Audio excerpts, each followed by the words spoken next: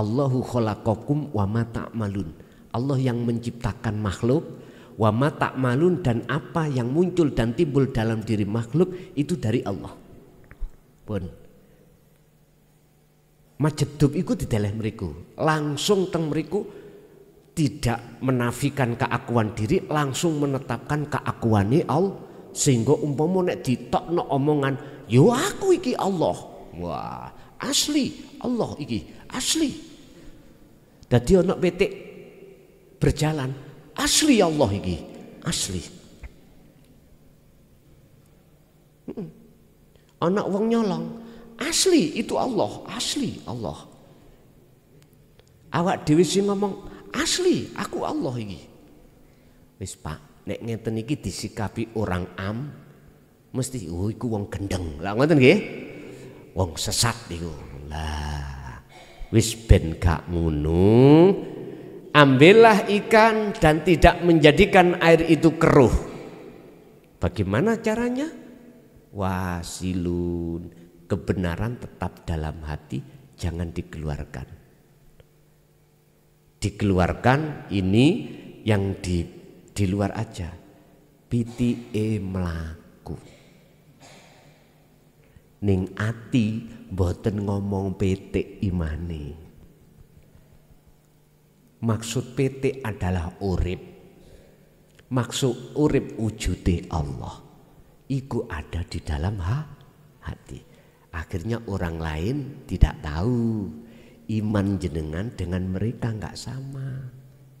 Akhirnya gak keruh. Sopo sing ngaji? Kelason. Oh ya wis, kelason. Tapi ning ati sampean itu Allah maksudnya. Bukti nih kalau nggak ada Allah dalam diriku, cocotku sok ngomong ora iso. Sing dawuh iki ya Allah. Makanya jenengan mandangnya harus tembus teng mriku, empun dateng makhluke. Nek makhluke ngene iki sing garakno hijab tutupi ati sampean gak wusul-wusul itu ada di situ. Ada di situ. Napa mang pitakone lali aku?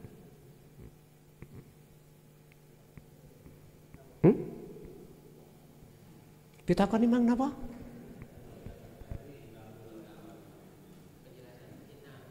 Oh iya, innahu lakum aduwwum bin.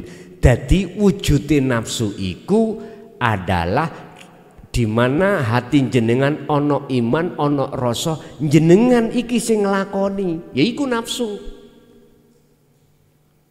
Langsung dibebek mawon iku.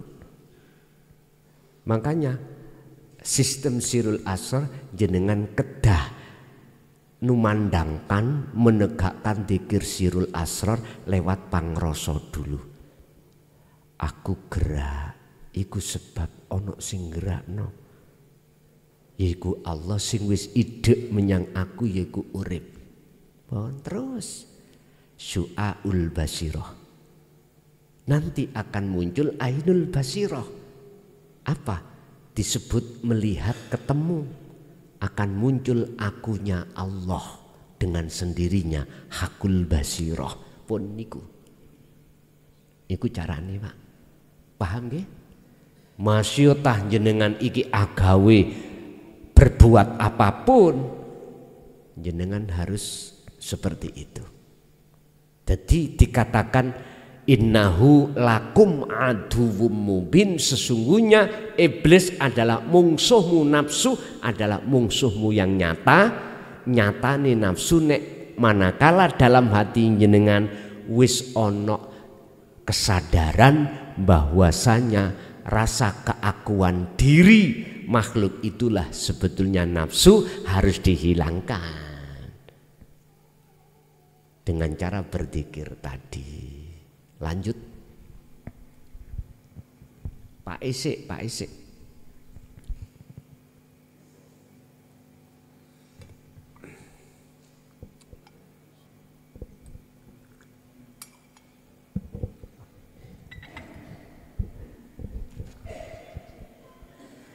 Assalamualaikum warahmatullahi wabarakatuh.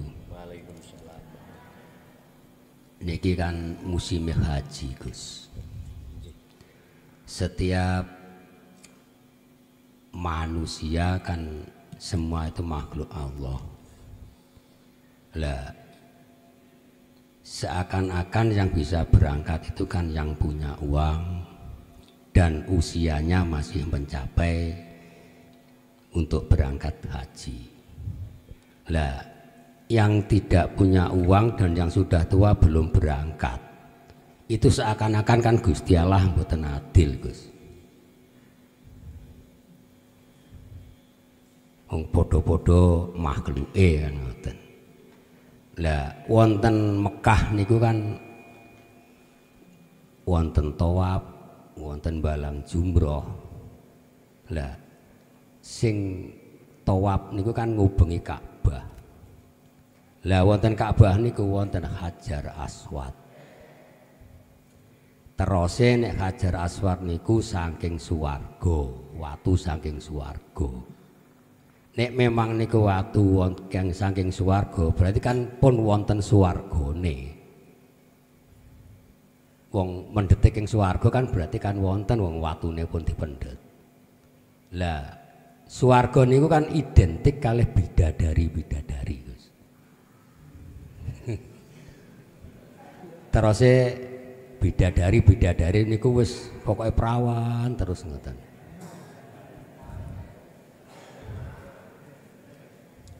Lah hakikate Hajar Aswad niku napa? Suwarga niku napa? Bidadarine niku pundi? Lah nggih niku wau Gus. Hakikate niku mungkin kakean mboten dijawab niki. Sampun. Assalamualaikum warahmatullahi wabarakatuh. Waalaikumsalam warahmatullahi wabarakatuh. Muhammad, arahno wajahmu itu kepada Masjidil Haram. Karena Masjidil Haram itu satu-satunya tempatnya Ka'bah, kiblat. Dimanapun kau mengarah, hadapkanlah ke Masjidil Haram. Dan Hajar Aswad yo ada di situ. Hijr Ismail yo ada di situ. Mengapa Hajar Aswad itu kok yo ning pinggiri Ka'bah? Kok gak diletakkan di Madinah? Mengapa Ka'bah itu kok ya diletakkan di kota Mekah, tidak di kota Madinah? Tapi mengapa Rasulullah kok disarek nonok nggone Madinah? Ini penuh rahasia, daqaiqul asrar, yang banyak manusia tidak paham. Maksud daripada lembut-lembute rahasiane ilmu Allah. Kita harus nangkap. Apa Ka'bah kok diletakkan di Mekah, Masjidil Haram, sementara justru Rasulullah itu disarekno di Madinah? Ada apa ini? Bon, biar enggak keluar dari pertanyaan, hakikate Hajar Aswad iku apa? Hajar iku watu, aswad sing celeng. Irenge nemen, ngoten lho niku gampangane aswad. Yun sewu. Jikalau Rasulullah tidak mencium Hajar Aswad, enggak mungkin para sahabat mengikuti. Ada apa dengan Hajar Aswad? Oleh karena watu sing dimulyakno sebab turunnya dari surga, maka Rasulullah memuliakan pada saat itu. Cuman iki semuanya isyarah, Pak. Masih Ka'bah ada di Masjidil Haram, itu isyarah semuanya. Daqaiqul asrar ini hanya kekasih Allah yang tahu. Orang-orang yang tahu lembut-lembute rahasia keilmuan Allah di dalam makrifat ini, manakala dia sudah terbebaskan hatinya dari pengaruh yang menjadikan hati gelap, yaitu perkara selain Allah, baru akan paham. Nyun sewu, jenengan kalih kula niku kan dulu itu kedoktrin kedogma bahwasanya akhirat iku kan jauh, surga besok setelah hari kiamat. Lah ngoten nggih Pak, percaya gak percaya akhirat iku cawet.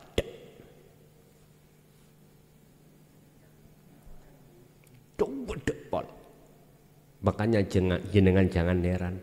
Apa kata sing ngecet Lombok sana? Mesti tanganin duding menduk. Iku menunjukkan kalau itu Allah itu jauh. Lu memang Pak, kita masih di la ilaha illallah dan huwai masih jauh.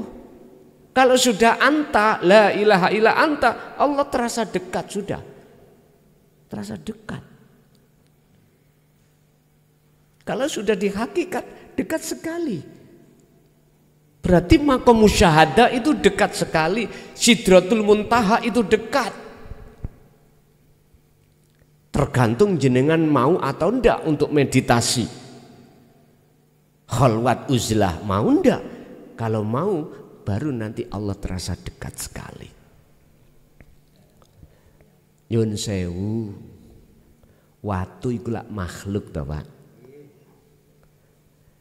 Nyun sewu, apapun yang muncul dan timbul di dalam diri jenengan yang sudah makrifat pada Allah, walaupun dianggap orang lain jelek ya, makanya aswat hitam, watu wis hitam,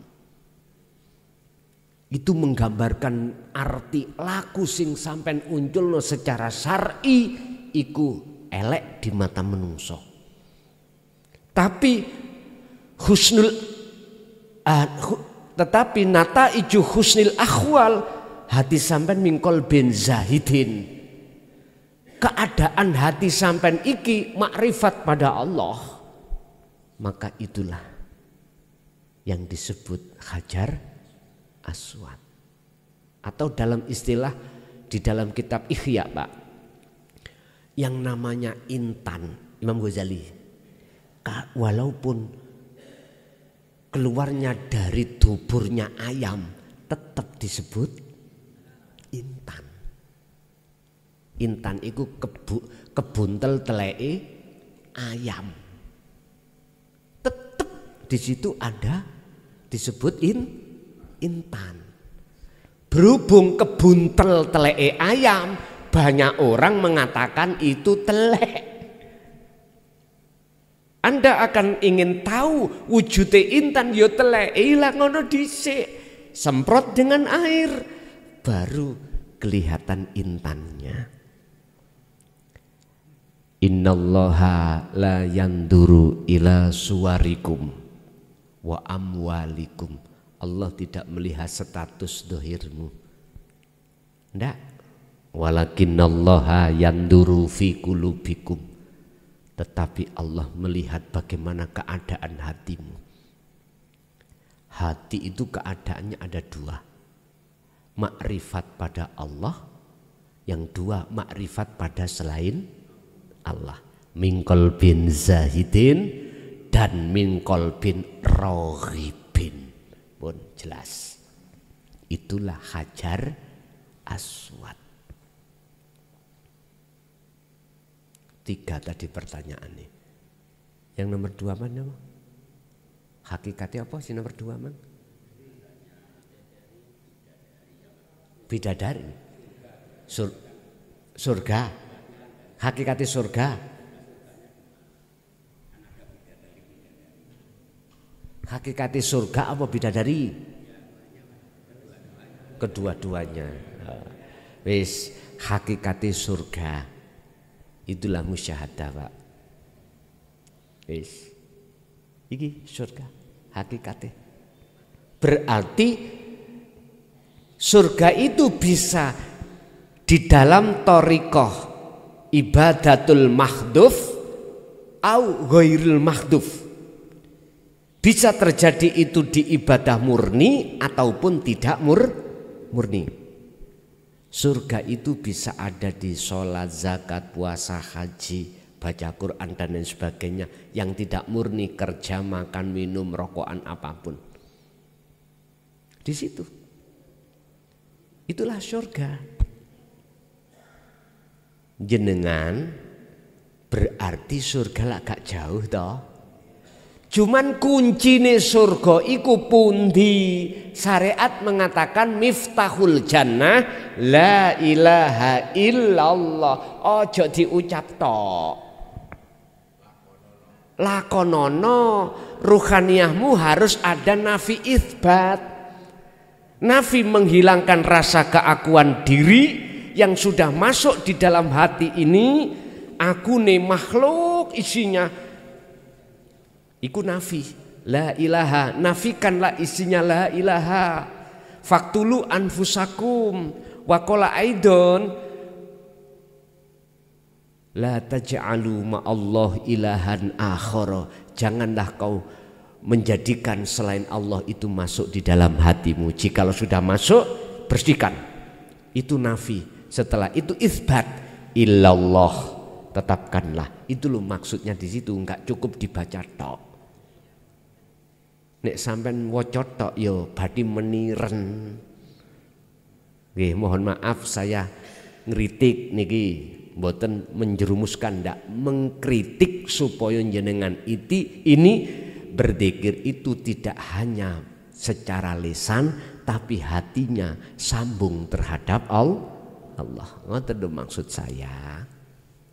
Mboten kula mboten nyalahno zikir jahri sirin ndak. Cuman munggao, jangan enak-enakan di situ. Bon, itulah hakikat surga. Lah di situ kok ada keterangan bidadari, nggak pernah rondo, selalu perawan. Niku kan bahasa kinayah, nikmatiku cegak ilang, Pak. Ngoten lho, nikmatiku ben gak ilang, artinya Pak. Kedamaian, kenikmatan yang abadi. Wabtaghi fima atakallah. Itu di dalam surat Al-Qasas ayat 77. Raihlah fima atakallah. Apa sing ditekakno menyang sira. Wabtaghi, raihlah fima ing dalam opo ata kakang nekaake ka ing sira sapa Allahu Gusti Allah yang berupa ad-darul akhirah, yaiku omah akhirat. Wis mesti gandengane niku, nikmat iku gandengane. Surga ambek bidadari ku gandengane. Musyahadah dengan tatmainul qulub, bahagiane ati wis gandengane. Meniku ning syariat iku digambar wong wedok ayu. Irunge yo gak ono sing pesek. Itu sebetulnya Pak kedamaian, keantengan yang tiada tara. Sebab kenikmatan kedamaian yang abadi adalah ketika jenengan bertemu Allah.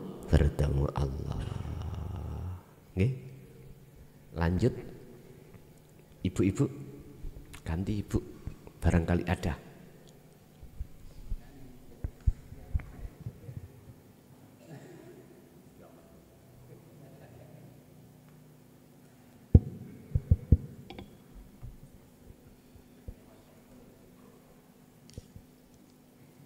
Assalamualaikum warahmatullahi wabarakatuh. Di sini saya ingin menambahkan satu makalah. Isinya begini. Di dalam kholwat saya saya merasakan kalamullah yang berbunyi innani anallah la ilaha illa ana fa'budni wa aqimis sholata li dzikri. Itu bisa dijadikan peredam rasa sakit bagi kita yang ditimpa sakit. Bisa dijadikan penawar untuk semua masalah bagi kita yang sedang ditimpa masalah, dan bisa dijadikan penghibur bagi kita yang sedang susah, dan bisa membuat kita tidak menyesal dengan masa lalu dan tidak takut dengan masa depan. Yang saya tanyakan, makalah saya ini benar atau salah menurut Guson? Sampun. Wonten malih. Yang kedua, di dalam kholwat khusus saya bermimpi. Mimpinya begini. Waktu itu saya bermain-main air dengan tanah liat. Tanah liat itu saya campur dengan air, saya bentuk bulat-bulat, terus saya masukkan ke dalam air. Tanah liat yang bentuknya bulat-bulat itu saya jegurkan, saya masukkan ke dalam air. Itu tanah liat itu kok terapung, saya delepkan lagi ke dalam itu kok mumbul lagi, terapung lagi. Itu artinya apa? Matur suwun. Assalamualaikum warahmatullahi wabarakatuh. Waalaikumsalam warahmatullahi wabarakatuh. Dzalika asy-syafa'atun wa rahmatun. Kita mengenal bahwasanya Quran itu sebagai apa? Syifa, obat. Warahmah, sebagai pertolongan. Saya benarkan makalah jenengan yang pertama tadi. Karena dasare nopo? Dasarnya adalah Allah tidak pernah mengalami susah, Allah tidak pernah mengalami, mohon maaf, yang tadi loh sampean sakit, ya nggak pernah mengalami gagal, karena Allah punya sifat jaiz. Sehingga munculnya rasa keagungan Allah memang benar sebagai penghibur bagi hati yang lara, memendam semua persoalan yang berlalu dan tidak takut persoalan yang akan datang. Betul. Yang kedua, mengapa itu terapung? Mungkin dulu jenengan sampean eling Jayabaya, kambange watu item, kambange gabus keleme watu item. Terus diwalik, saiki kambange watu item keleme gabus. Nyun sewu, sejak kapan ilmu hak kerohanian ini tergebiar? Ya, sejak kapan ilmu hak itu tenggelam? Kalau boleh saya cerita, sejak zaman Sayyidina Ali dibunuh dan anaknya juga Hasan Husain dibunuh oleh kaum Khawarij, sejak itu dinul haq tenggelam. Akhirnya umat ini didoktrin dan didogma tentang ajaran-ajaran syariah saja. Titik.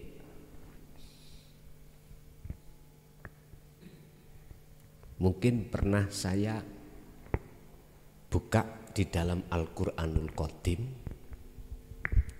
tentang tahun 2014.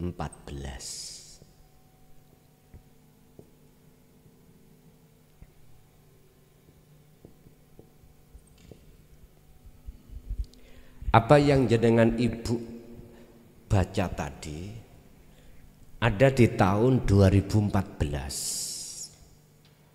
20 itu adalah surat yang ke-20 adalah surat Toha. Ayatnya 14 berbunyi sing ibu baca tadi. Innani anallah, sesungguhnya aku iki Allah. Mohon maaf, la ilaha illa ana, tidak ada Tuhan yang wajib disembah kecuali aku. Oleh sebab itu fa'budni, sembahan aku. Jangan menyembah nama sifat datku, tapi sembahan aku. Hadits qudsi. Wa aqimis sholata, tegakkanlah sholat. Sholat itu menghadap. Kalau syariat as-sholatu ay ad-du'a, meminta, memohon. Kalau hakikat ad-du'a itu adalah menghadap. Semata-mata lidikri, supaya ingat aku. Ternyata kita umat Islam waktu sholat eling sakliyani Gusti, berarti gak cocok ambek Quran. Kita evaluasi diri masing-masing, Pak. Saya tidak bermaksud untuk mengkoreksi hati orang, enggak. Inni lakum minhu nadhirum mubin, saya hanya mengungkapkan. Urusan koreksi adalah masing-masing. Mestinya umat Islam itu koreksi. Aku sholat kok gak eling Allah, iki apa sebabnya? Mestinya gitu. Enggak boro-boro kalau ada seseorang yang berbicara tentang hakikat makrifat langsung sesat. Niki kok mboten ning masjid kula misuh, Pak.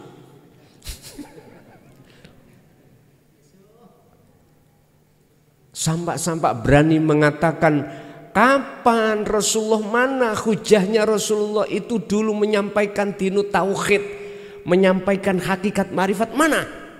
Enggak pernah, cuman menyampaikan syariat. Sekedar ya, sekedar info saja. Percaya enggak percaya, monggo sakersa jenengan tak bukai. Ayat ini nanti akan mentaukid, menguatkan bahwasanya Rasulullah jelas menjelaskan. Saya tidak bicara isi ijma' qiyas, saya tak bicara tentang di dalam Al-Quran. Kan sudah saya katakan, sering terjadi, saya katakan di setiap forum surat Al-Anbiya ayat 25. Allah katakan, Muhammad, aku tidak akan mengutus utusan sebelummu. Berarti tak juga terhadap dirimu loh ya. Aku tidak pernah mengutus utusan yang disebut Rasul sebelummu itu, termasuk dirimu, kecuali wa ma arsalna min qablika mir rasulin.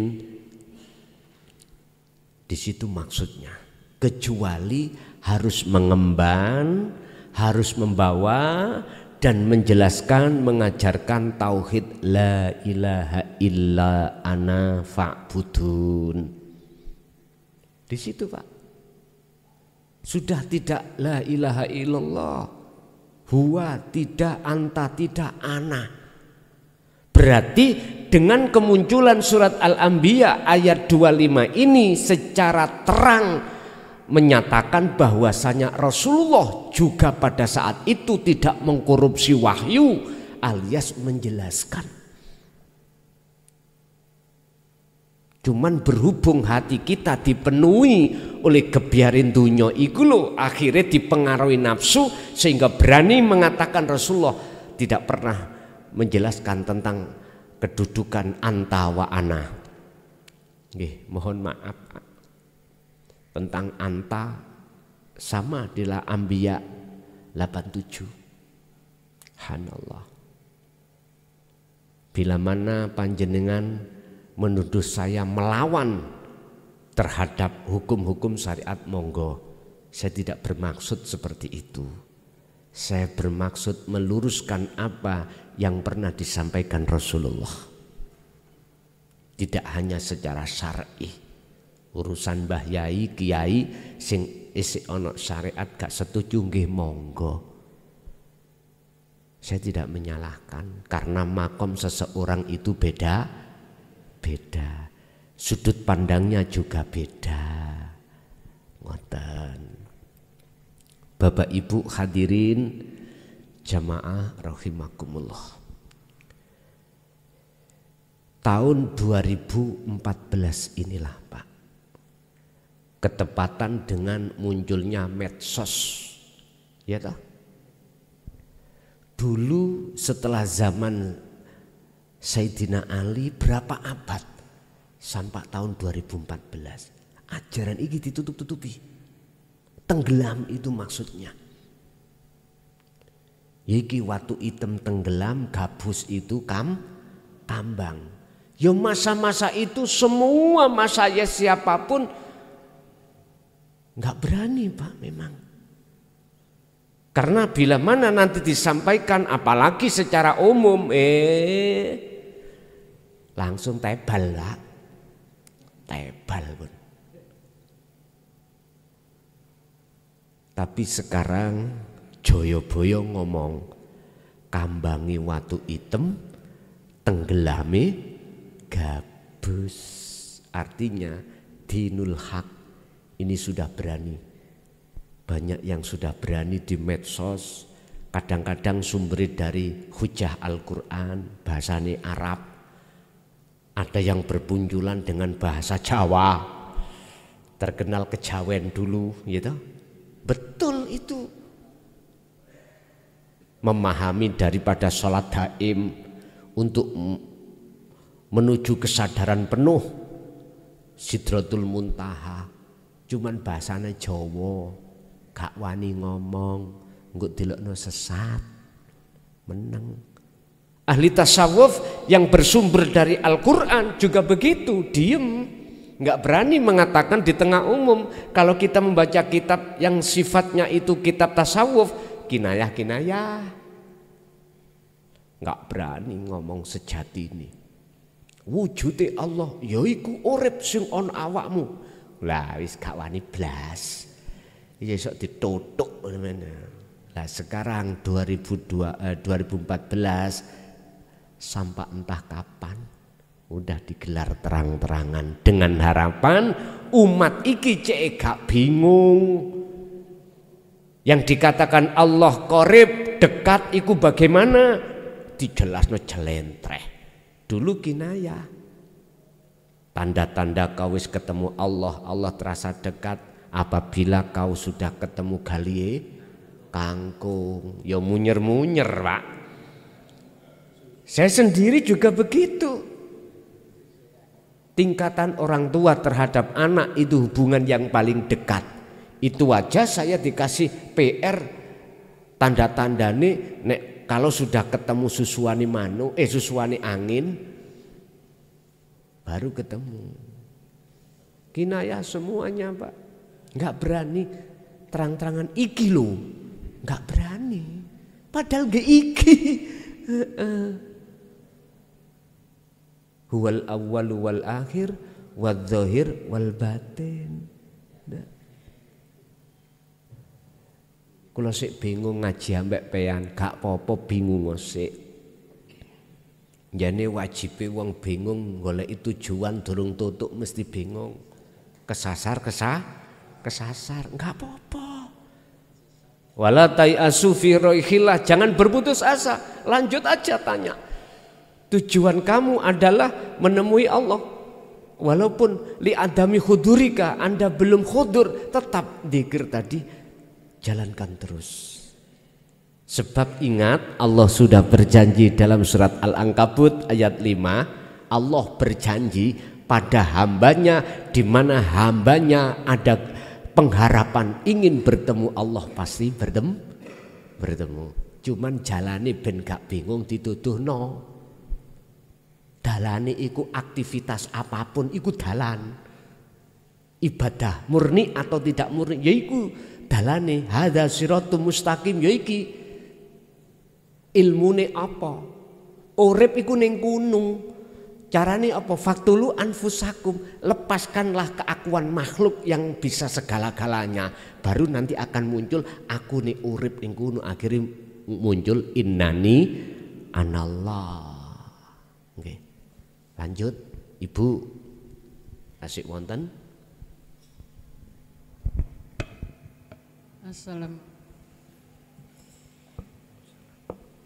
Assalamualaikum warahmatullahi wabarakatuh. Waalaikumsalam. Di sini saya mau cerita yang saya alami, Gus, tentang zikir. Ketika saya aktivitas sehari-hari, baik itu masak apapun itu, lebih mudah untuk zikir sirul asrornya itu, dan tumbuh kesadaran total. Entah nanti itu terjadi beberapa menit mungkin, tapi bisa berulang-ulang. Tapi ketika menjalankan sholat, dari takbir hingga salam itu lelap, sama sekali lupa.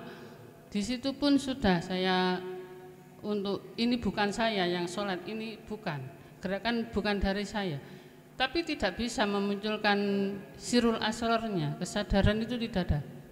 Nah, itu gimana menyikapinya? Sekian pertanyaan kami. Wassalamualaikum warahmatullahi wabarakatuh. Waalaikumsalam warahmatullahi wabarakatuh. Ketika jenengan maku paku gak iso mancep bengkong ae, bukan berarti makune mandek. Dipaku wong namanya kayu besi loh Pak ya. Jenengan harus tahu caranya bagaimana paku ini bisa mancep sak ndas-ndase. Tak paku yo mak bengkong. Ada beberapa alasan paku ini bengkong.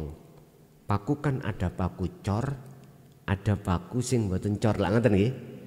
Sing mboten cor iku gampang bengkong. Ada tak paku yang ngono, kayune pecah. Kalau miturut sepengetahuan saya Pak Bu, kalau saya maku terhadap kayu, saking kuatnya kayu bengkong pakune, iku saya pegangi tang. Jadi paku iku tak gecoki tang, tak tutuk kalem-kalem. Mengapa saya pegangi tang? Supaya cek gak gampang bengkong. Dan atau paku ini tak ganti paku cor, luwih kuat, gak gampang bengkong. Sudah paku ini cor, dincep no mancep, tapi kayu ini pecah. Akhirnya gak iso gecokan. Bagaimana solusinya? Jenengan harus cari bor. Tahu bor Bu? Sampai bor dulu gaekno dalan paku iki sesuai dengan ukurane paku dibor. Kalau jenengan gak gampang pecah namanya kayu, dan atau maku sampai gak gampang bengkong dibor, digaekno dalan sik, baru sampai paku celap. Wis nek wis gak ketok ndasi, leren toh. Salat. As-sholatu mi'rajul mu'minin.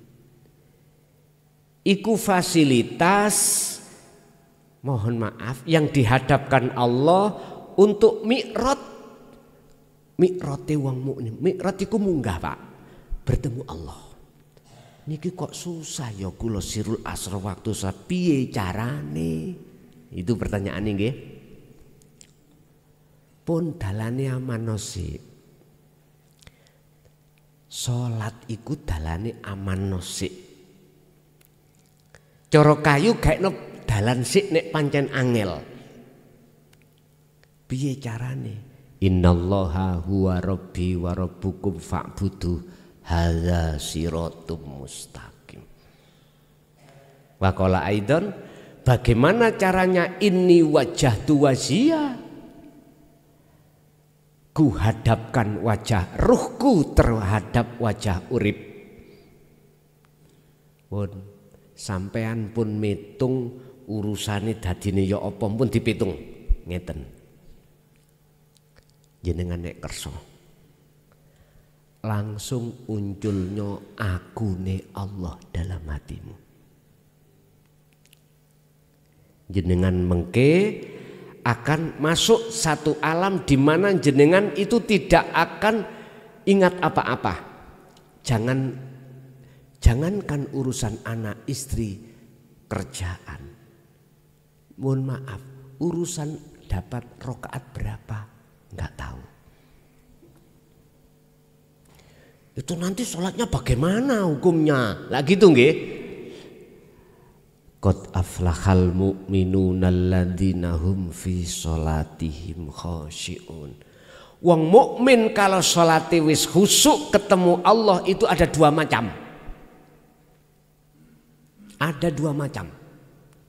Disebut majdubun dan disebut wasilun. Majdubun ini diletakkan Allah di makom khos, mesti rusak aturan-aturan jasmani. Subuh dadi 10 saged, wayahe rukuk dadi sujud saged. Iki kalau majdubun diletakkan di khos.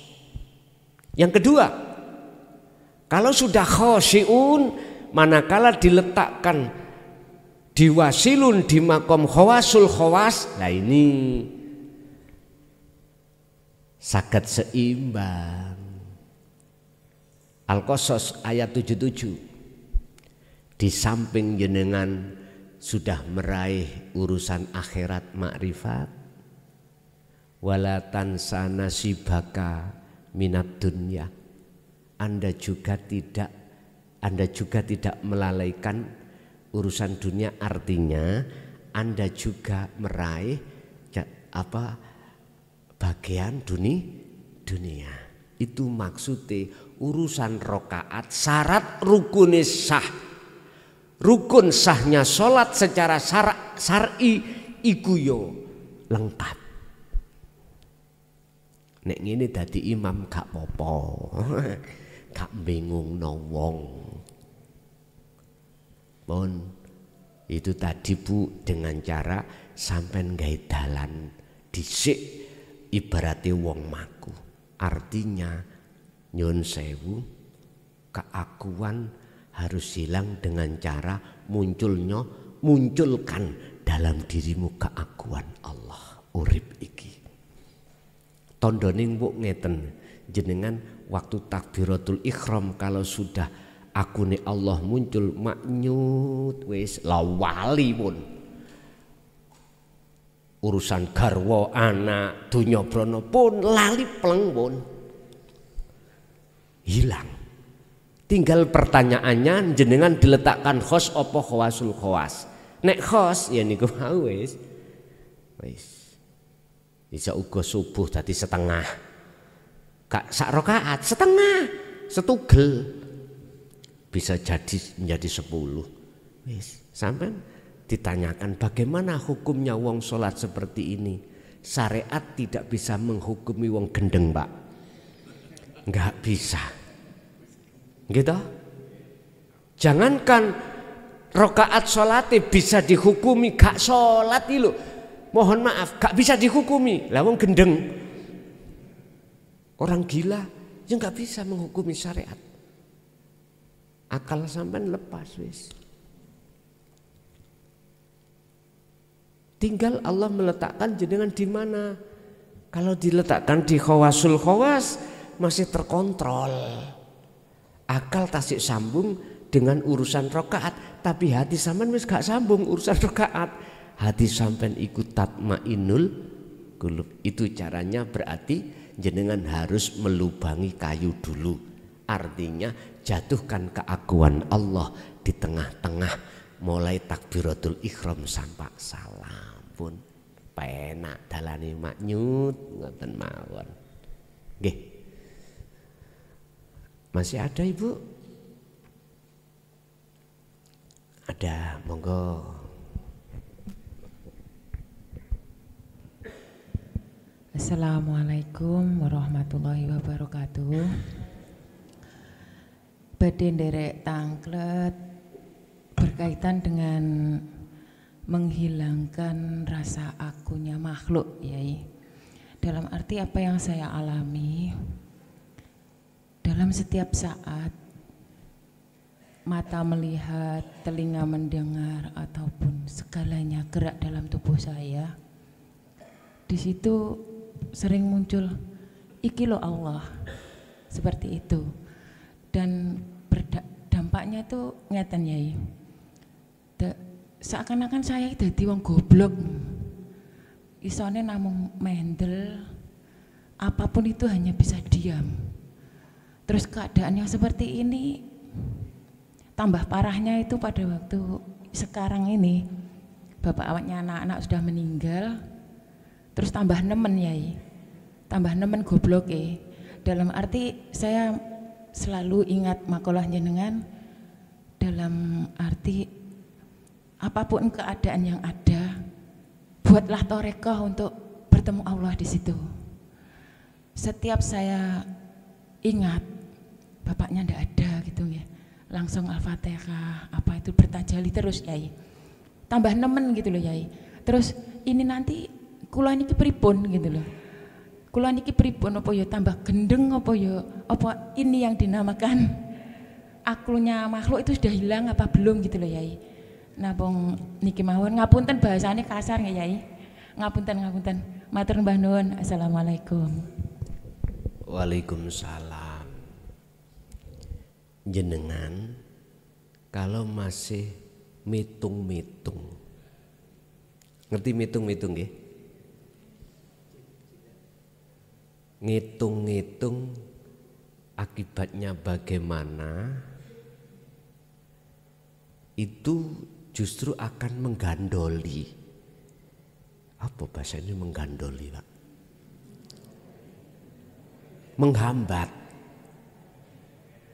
Menghambat kemurnian jenengan bermakrifat.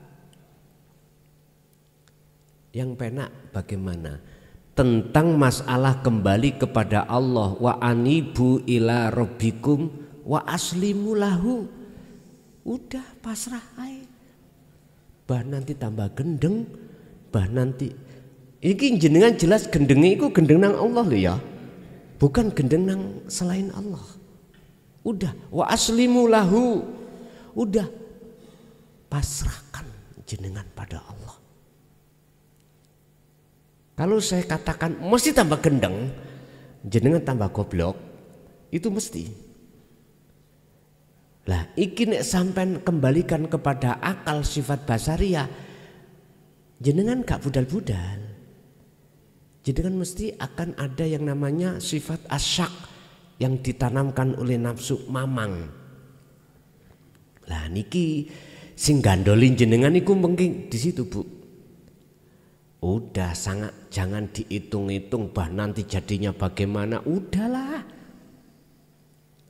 Karena ini bahasa ini itu sering terjadi di tengah masyarakat.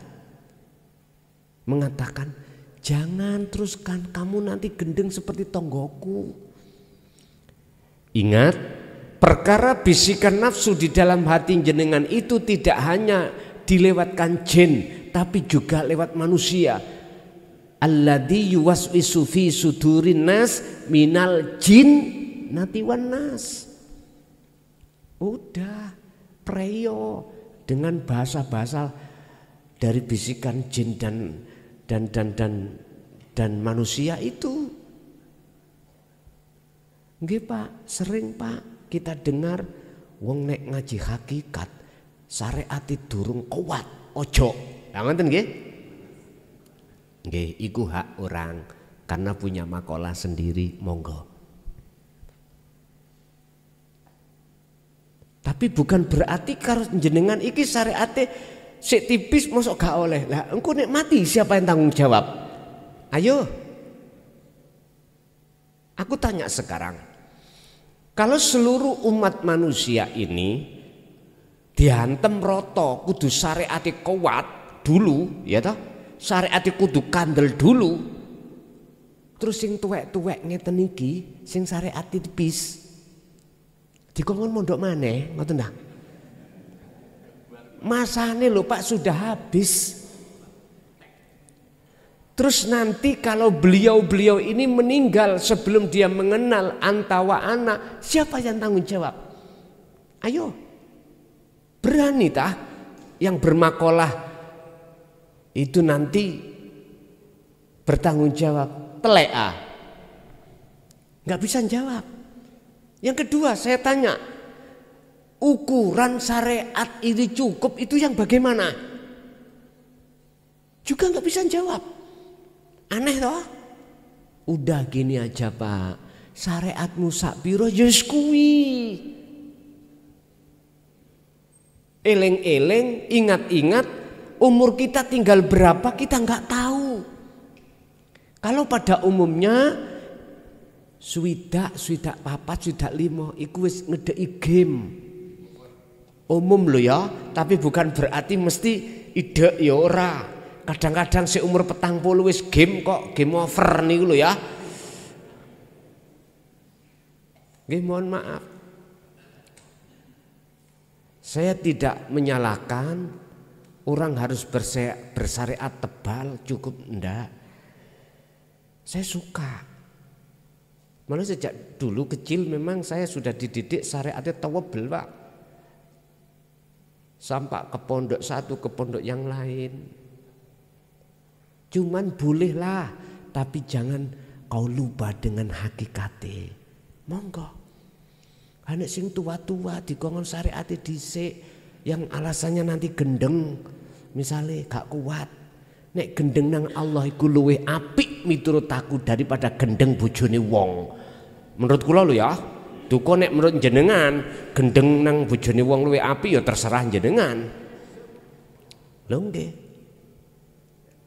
Bu, wis gak usah dipitung dadine kok dadi apa? Sebab innallaha ya'lamu ma fis sudur. Allah lebih mengerti.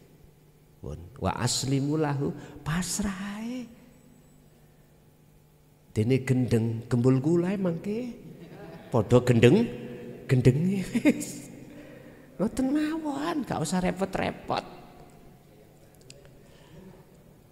Aja baru nggon gendeng-gendeng tok Pak. Estu. Tapi mboten gendeng sak liyane Allah lho nggih. Gendenge nang Allah. Lah nek sampean gendenge nang sak liyane Allah sebab narkoba, sebab macam-macam, ya jangan dibawa ke sana.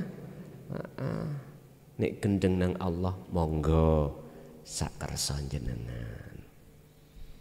Nggih. Lanjut mawon Bu. Tasik wonten Ibu monggo. Assalamualaikum warahmatullahi wabarakatuh. Waalaikumsalam warahmatullahi wabarakatuh. Gus, saya mau tanya tentang mimpi. Mimpi ini kejadian sudah lama sekali, masih muda dulu. Saya mimpi bersama dua orang sama teman, kayak kembar ya. Itu sebelum enggak tahu di alam apa saya, terus bersama. Terus kayak di taman, kayak belum pernah lihat saya. Terus saya bilang ke kayak kembar saya itu. Kembar sampean?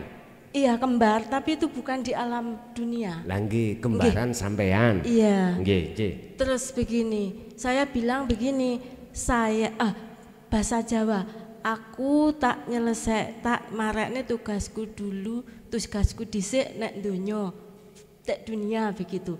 Terus saya itu Sing bilang gitu itu jenengan. nggih ke kembaran saya itu. Nggih. Terus habis itu saya bangun, kayaknya terjatuh terus ke alam lain. Maksud saya itu enggak tahu apa itu. Terus sampai sekarang itu terus mimpi itu terngiang-ngiang, kayak terus diingat, nggak bisa lali, kayak tambah menyiksa batin gitu. Okay. Maksudnya saya menyelesaikan tugas saya di dunia itu apa? Dan Okay. kembaran teman saya itu siapa maksudnya Ngoten, itu apa? Sampun ngoten mawon. Wassalamualaikum warahmatullahi wabarakatuh. Waalaikumsalam warahmatullahi wabarakatuh. Ketika ruh itu sudah angkat sumpah pada Allah, setelah mengatakan qalu bala syahidna, apakah aku Tuhanmu? Tetapkah kau setia padaku? Hanya menyembah, memuja, memuji padaku? Bersaksi aku Tuhanmu? Ruh itu jawab qalu bala syahidna, injih. Barulah ruh itu diletakkan Allah beberapa konco, jenengan dawuh tadi adalah kembaran. Ruh itu akan disandingi Allah. Sifat dua adalah basyariyah dan basirah. Ada akal, ada nafsu. Basyariyah mengajak, mempengaruhi jenengan untuk melalaikan Allah. Basirah akan mengajak jenengan untuk ingat Allah. Mohon maaf, kalau sampai bertanya tentang masalah tugas ning dunya, jenengan iki tugase adalah illa liya'budun. Wama umiru lan ora den perintah sira kabeh illa liya'budullaha, kecuali mung nyembah mung Allah, mukhlisina lahuddin. Terus bagaimana maksud ayat ini yang disebut menyembah?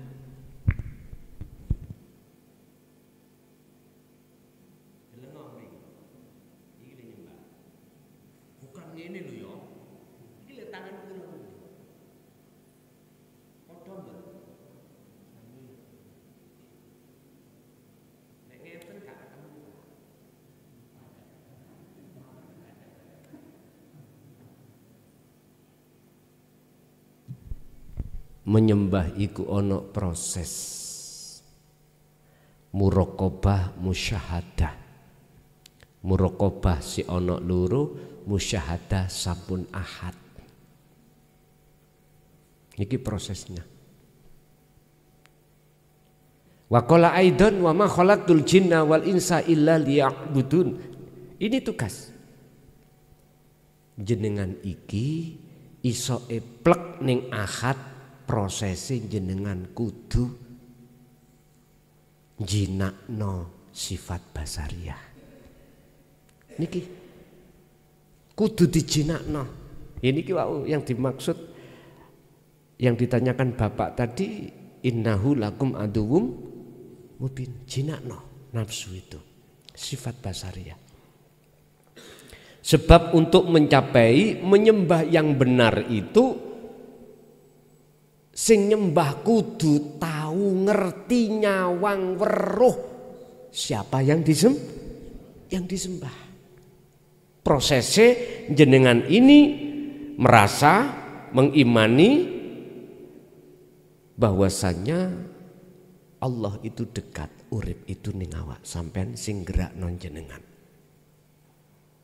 Setelah ini, selang berjalannya waktu terus berzikir jenengan ini, maka ainul basyirah, kekakul basyirah, ke ahad. yang disaksikan dan yang menyaksikan itu sudah tidak ada bedanya. Bukan ada dua loh Pak ya. Ahad itu tidak ada dua. Ahad itu tidak ada yang lain. Ini tugas. Yang kedua, siapa itu tadi? Lah gitu dah. Itulah sifat basiroh. Sifat basiroh. Kalau sifat basiroh itu lain dengan sifat basariyah. Nek basariyah ulaika kal an'am balhum adol. Sifat khayawaniyah. Makanya disebut nafsu. Basiroh cara bahasa syariat disebut malaikah. Kalau bahasa kitab hikam itulah warid yang Allah utus terhadap hati manusia untuk mengusir penjajahnya ruh, yaitu nafsu, menjinakkan nafsu. Itu ada lagi Ibu? Cukup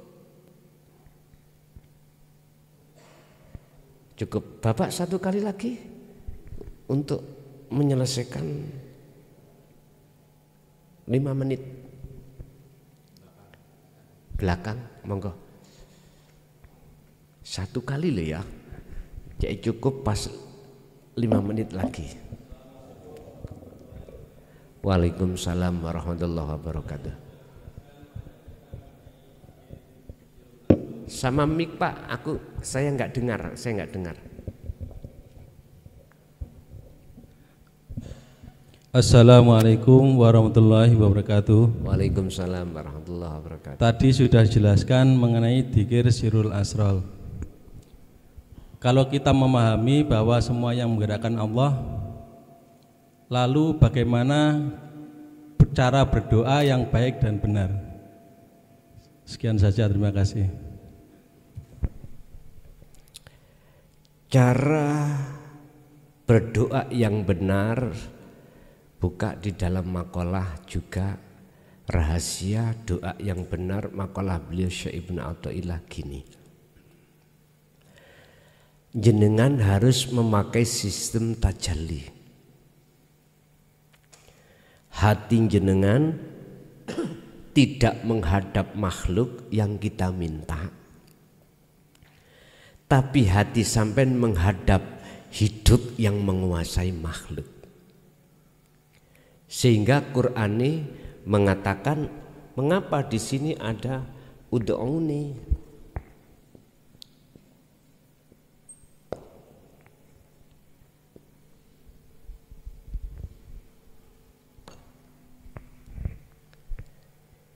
Kita harus temui yang punya dulu.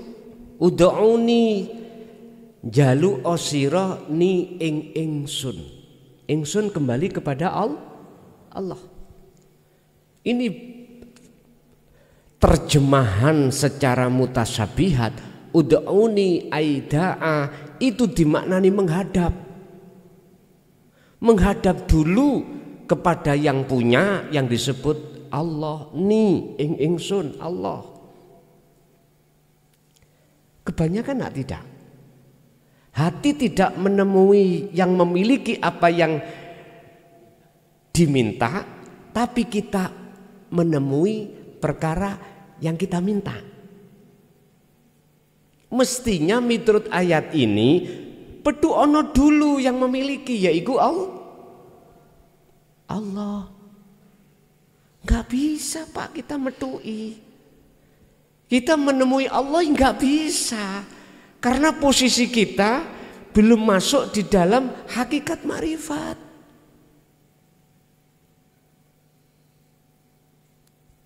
Kita nggak sadar toh ya, bahasa ini ada istifham jikalau, ada syarat. Jikalau betul-betul kau mintanya padaku, berarti aku tuh ketemu toh Pak. Astajib, lah ini jaminan jawaban astajib. Syaratnya jikalau iki jarang diketahui. Mestinya kita itu menemui dulu yang memiliki, baru ngomong. Gusti aku njaluk ngene. Tapi nggak bisa Pak. Jenengan kalau sudah menemui Allah dan bertemu Allah, tidak bisa kau mengungkapkan penjaluan jenengan, nggak bisa. Mengapa nggak bisa? Karena Allah tahu apa yang kau minta. Gak pantas kata diomong lho, menurut etika gak pantas. Makanya kebanyakan orang-orang yang hatinya sudah makrifat, ketika duduk di situ gak wani. Lesannya yang berani, tapi hatinya gak berani. Mana etikanya? Kita itu berdoa, ati jenengan madepo menyang Allahi, ojo madep menyang makhluke yang berupa yang kita minta. Caranya ya apa? Buango rasa keakuan jenengan yang berdoa. Tetapkan rasa keakuan dalam diri jenengan Allahi. Tapi jangan disebut Allah doa loh, engko loh ya. Betul. Mosok mungkin Allah njaluk Allah. Ingat kita tahu di dalam aqaid seket ada sifat jaiz Allah. Kalau itu milik Allah, apa mungkin Allah minta Allah? Gak mungkin wae dhewe kok. Miliknya sendiri. Nyun sewu Pak, kalau kita tidak tahu carane etika rahasiane doa, sebetulnya kita itu menjadi bajingan. Kita mengambil sesuatu tanpa ketemu yang memiliki. Laksana begini, saya punya tetangga namanya si A. Si A itu punya, mohon maaf, pohon pelem. Mestinya saya untuk mendapatkan buah pelem, saya harus menemui tetangga saya si A. Pak D, saya minta peleme ya. Mestinya gitu. Gak langsung saya meraih pelem. Etika loh Pak ya, etika. Kalau saya langsung ngambil pelemit tanpa menemui dan minta izin pada Pak D, saya disebut maling Pak. Maling tidak jauh dengan bajingan. Oke. Secara syariat Allahumma monggo. Tapi hakikat jenengan rohaninya, lepaskan keakuan jenengan yang aku Allah tadi. Allahumanya keakuan diri tadi lepaskan. Ngoten carane. Nggih, cukup Pak nggih. Sampun Bapak Ibu hadirin, apa yang telah Allah berikan pada malam hari ini semoga menjadi satu buah ilmu yang bermanfaat, buah ilmu yang barokah terhadap kita dan anak putu kita ila yaumil qiyamah. Lahumul Fatihah.